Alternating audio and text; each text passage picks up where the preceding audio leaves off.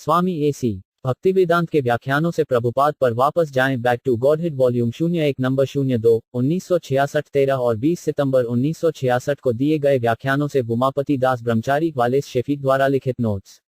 हम सभी अज्ञान की स्थिति से जीवन के लक्ष्य की खोज शुरू करते हैं। अब एक अज्ञानी व्यक्ति भगवान के विज्ञान के बारे में नहीं जानता है, लेकिन अगर वह इसे कम से कम सुनना चाहता है तो यह अच्छा है। वास्तव में वैदिक साहित्य को श्रुति के रूप में जाना जाता है, जिसका अर्थ है सुनकर सीखना। अध्यात्म विज्ञान के लिए न उच्च शिक्षा की आवश्यकता होती है और न ही उच्च बुद्धि की। सुनने मात्र से ही हम जन्म मरण के सागर को पार कर सकते हैं।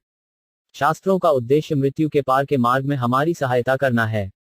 आध्यात्मिक शिक्षा का मूल सिद्धांत यह है कि आत्मा शाश्वत है, लेकिन वह लगातार अपनी शारीरिक पोशाक बदल रही है।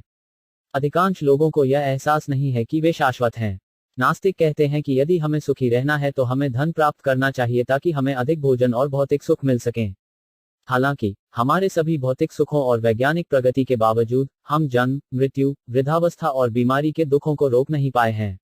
ये 4 दर्दनाक, सशर्त स्थितियां हैं जो हमें वास्तविक सुख प्राप्त करने से रोकती हैं। केवल आत्मज्ञान ही इस दुख को समाप्त कर सकता है। यह कैसे किया जाता है?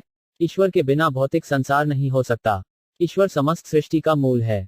कार और बसें अपने आप नहीं चलती हैं, एक ड्राइवर होना चाहिए। इसी तरह आत्मा के बिना शरीर नहीं चलता। जीवित प्राणी, जैसा कि हम उन्हें यहाँ पाते हैं, पदार्थ और आत्मा का एक संयोजन है। आत्मा की उपस्थिति के बिना पदार्थ जीवित प्राणी के रूप में विकसित नहीं हो सकता। माता और पिता तब तक बच्चा पैदा नहीं कर सकते जब तक कि आत्मा की आत्मा बच्चे के शरीर में विकसित होने के लिए गर्भ में प्रवेश न करे।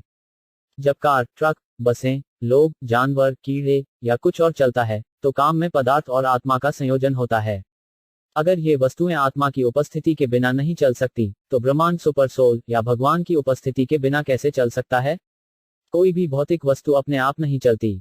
अंतरिक्ष उपग्रह जमीन पर मौजूद लोगों की मदद से चलते हैं। मशीनों को नियंत्रण में पुरुषों की जरूरत है। अपवाद के बिना जो कुछ भी मौजूद है गतिमान या गतिहीन पदार्थ और आत्मा का एक संयोजन है। पदार्थ को प्रकृति में परिवर्तनशील, अस्थायी के रूप में चित्रित किया गया है। आत्मा, हमारी असली पहचान, शाश्वत है। जो अस्थायी है उससे हमें नहीं चिपकना चाहिए। ब्रह्मांड भी गुजर जाएगा। हमें कृष्ण भावनामृत में बने रहना चाहिए जो हमें हमारी शाश्वत स्थिति तक पहुंचाएगा, और हमें इसके बारे में दूसरों को बताना चाहिए ताकि वे भी मुक्त हो सकें। अगर वे नहीं सुनते हैं तब भी हमें अपनी तरफ से पूरी कोशिश करनी चाहिए। अगर हमने अपना सर्वश्रेष्ठ किया है तो इससे कोई फर्क नहीं पड़ता कि हमारे अनुयायी हैं या नहीं। मानव जीवन की पूर्णता के लिए हर कोई तैयार नहीं है। उदाहरण के लिए, यदि हम जानवरों को उपदेश देते हैं तो वे नहीं समझेंगे क्योंकि वे तैयार नहीं हैं। ऐसा ही उन लोगों के साथ होता है जो नहीं सुनते हैं। प्रभु यीशु मसीह ने कहा, अपने मोतियों को सूअरों के आगे मत डालो। हमारा शाश्वत जीवन उसी के लिए समर्पित होना चाहिए जो शाश्वत है। जब बाकी सब कुछ चला जाएगा तब भी सर्वोच्च भगवान मौजूद रहेंगे। कृष्ण कहते हैं, मैं सृष्टि से पहले अस्तित्व में था और सृष्टि के अंत के बाद मैं अस्तित्व में रहूंगा। जब शरीर मरता है तो मिट जाता है, लेकिन आत्मा नहीं। जब एक बच्चा बढ़ता है तो बच्चा अंततः गायब हो जाता है और उसके स्थान पर एक बच्चा दिखाई देता है।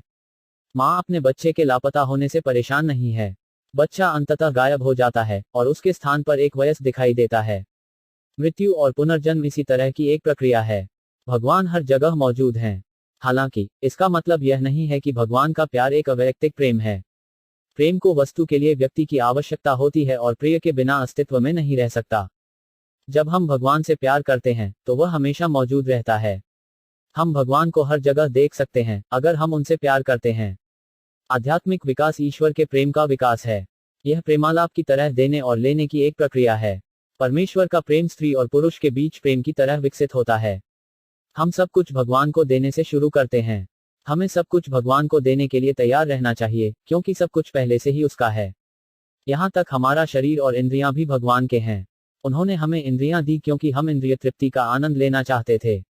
अगर हम सब कुछ कृष्ण को देंगे तो कृष्ण स्वयं हमें दे देंगे। जब हमारे पास कृष्ण है तो हमें और कुछ नहीं चाहिए। हम कहते हैं, मेरा शरीर या मेरी इंद्रिय, क्योंकि वे हमें उपयोग करने के लिए दिए गए हैं, लेकिन हमें पता होना चाहिए कि वे वास्तव में कृष्ण के हैं और हमें उनका उपयोग उनके उद्देश्यों के लिए करना चाहिए। खंडित चेतना को स्वयं को संपूर्ण के साथ जोड़ना चाहिए। हमारा शरीर भोजन पर रहता है जो भगवान द्वारा प्रदान किया जाता है, तो हम इसका उपयोग उनके अलावा अन्य उद्देश्यों के लिए क्यों करें? हमारे सभी उद्देश्य आध्यात्मिक होने चाहिए, क्योंकि जो कुछ है और जो प्रतीत होता है उसका आधार आत्मा है।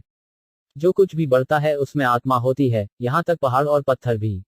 यह विज्ञान द्वारा भी पुष्टि की गई है कि ब्रह्मांड बढ़ रहा है, इसलिए ब्रह्मांड में आत्मा होनी चाहिए। एक मृत पौधे या जानवर में अब आध्यात्मिक चिंगारी नहीं होती, इसलिए वह विकसित नहीं होता है। एक बच्चे को विकसित होना चाहिए, लेकिन एक मृत बच्चा आध्यात्मिक चिंगारी के बिना एक बच्चा नहीं बढ़ता है। हम जीवित प्राणी संविधान से आध्यात्मिक हैं। हमारी चेतना ही इसका लक्षण है। कृष्ण सर्वोच्च आत्मा है, और इस तरह वे प्राकृतिक और सच्चे निवास हैं। चेतना के सभी प्रयासों का वास्तविक उद्देश्य सर्वोच्च भगवान है। जब शास्त्र कहते हैं कि कृष्ण निराकार हैं, तो उनका अर्थ है कि उनका आध्यात्मिक रूप है, और वे भी हर जगह मौजूद हैं। सूर्य को एक उदाहरण के रूप में इस्तेमाल किया जा सकता है, यद्यपि केवल एक ही सूर्य है, और कोई भी इनकार नहीं करेगा कि इसका रूप है। यह अभी भी एक ही समय में कई जगहों पर देखा और महसूस किया जाता है। जब यह कहा जाता है कि कृष्ण के पास इंद्रियां नहीं हैं, तो इसका मतलब है कि उनके पास हमारी तरह अपूर्ण इंद्रियां नहीं हैं। कृष्ण और जीवों के बीच अंतर यह है कि कृष्ण महान हैं, और जीव अधीनस्थ हैं। हम सोने की धूल के छोटे दानों की तरह हैं, जबकि कृष्ण सोने के विशाल टुकड़े हैं। जब कृष्ण इंद्रिय सुख में लिप्त होते हैं, तो वह अपने भक्तों को प्रसन्न करने के लिए होता है। स्वयं कृष्ण को इंद्रिय तृप्ति की कोई आवश्यकता नहीं है। कृष्ण को अपने भक्तों का शोषण करने की कोई इच्छा नहीं है। भक्त को उसकी सेवा करने की इच्छा पूरी करने के लिए वह कृपया एक भक्त को अपना सेवक बनने की अनुमति देगा। कृष्ण अपने भक्तों के प्यार को वापस पाने के लिए इंद्रिय सुखों में लिप्त होते हैं। बेशक अपनी असीमता में वह हमेशा भक्त जितना दे सकता है, उससे अधिक लौटाता है। जब शास्त्र कहते हैं कि कृष्ण शब्दों से परे हैं, तो इसका मतलब है कि वे अनंत हैं। इसका मतलब यह नहीं है कि उसके पास कोई इंद्रियां या भाषण नहीं है। कृष्ण में वे सभी गुण हैं जो हमारे पास हैं, लेकिन उनके गुण आध्यात्मिक और शुद्ध हैं और माप से परे हैं। हमारे गुण भी आध्यात्मिक हैं, लेकिन वे भौतिक प्रकृति से आच्छादित हैं, और इसलिए वे स्पष्ट रूप से सीमित हैं। यद्यपि कृष्ण का ग्रह मनुष्य की माप से बहुत दूर है, वह भी यहाँ है, इस ग्रह पर। वे सदैव अपने शुद्ध भक्तों के साथ रहते हैं। जब हम उनका नाम जपते हैं, तो वे हमारी जुबान पर होते हैं। कृष्ण हर चीज के अंदर और बाहर हैं। लोग कहते हैं कि कृष्ण का जन्म स्थूल शरीर में नहीं हो सकता। वह क्यों नहीं कर सकता? यदि वह हर जगह स्वयं को प्रकट कर सकता है, तो वह मानव गर्भ में स्वयं को प्रकट क्यों नहीं कर सकता और एक सामान्य बच्चे की तरह जन्म क्यों नहीं ले सकता? कृष्ण एक साथ अनेक हैं। वह अविभाजित है, लेकिन वह विभाजित प्रतीत होता है। भौतिक अवधारणाओं से बंधे लोगों का कहना है कि जब कोई चीज विभाजित होती है तो वह संपूर्ण नहीं रह सकती। वे यह नहीं जानते कि कृष्ण भौतिक प्रकृति के नियमों से ऊपर हैं। आध्यात्मिक क्षेत्र में यह कहा जा सकता है कि एक ऋण एक बराबर होता है। आप कृष्ण से कितना भी लें, वे हमेशा पूर्ण और परिपूर्ण हैं। यह उसका स्वभाव है, जैसा कि उसने स्वयं हम पर प्रकट किया है।